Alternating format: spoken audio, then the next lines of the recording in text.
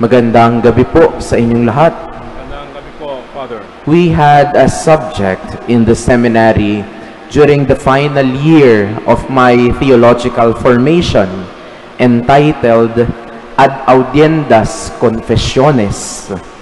Literally, it means on hearing confessions. So basically, we were trained how to theologically, morally, and yet pastorally approach penitents in confession. So our priest professors would come up with different, difficult, and some situations, real life situations and dilemmas, and most of all, the sins which we need to address, catechize, and in the end, pastorally forgive. And you know, many fail this very practical subject. Marami pong bumabagsak dito. And I have known many bright students. Some are even bishops and cardinals now, and theologians as well, who repeated this exam on this course. Nevertheless, the sin that was given to me by my panelist was that ito ay parang role-playing nung amin pong exams.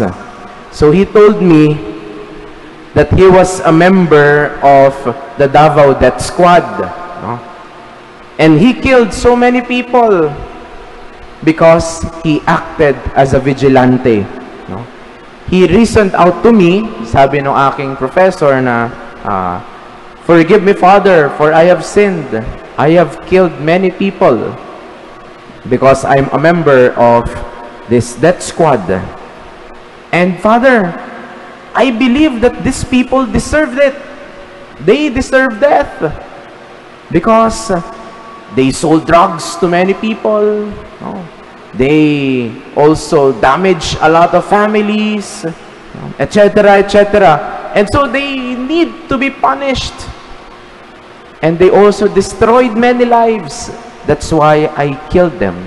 But of course, it's just a situation. Hindi po necessarily totoong nangyari yun.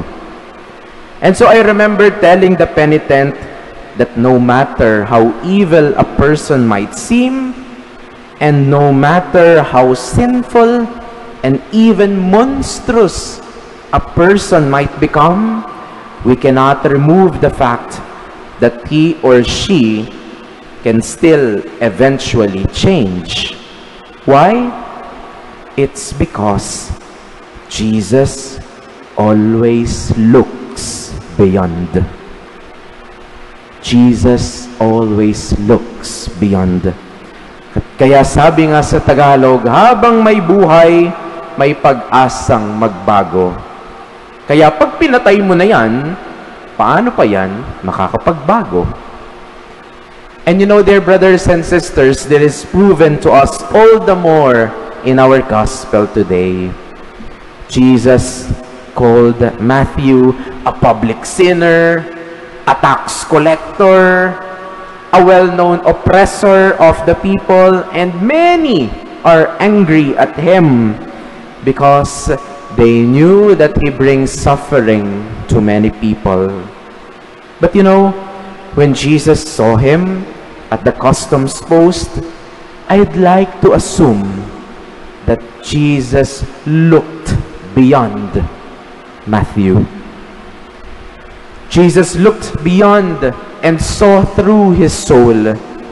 He looked beyond the prejudices of culture and nature, and he gazed beyond the surface to see the dignity of that wounded person.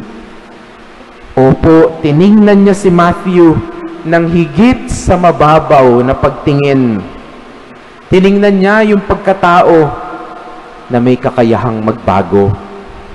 And Jesus did not see only his faults and his past, but his heart and the future that awaits.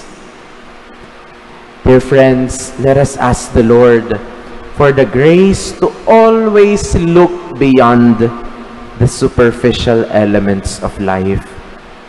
That we may not only see through our eyes, but also with our hearts.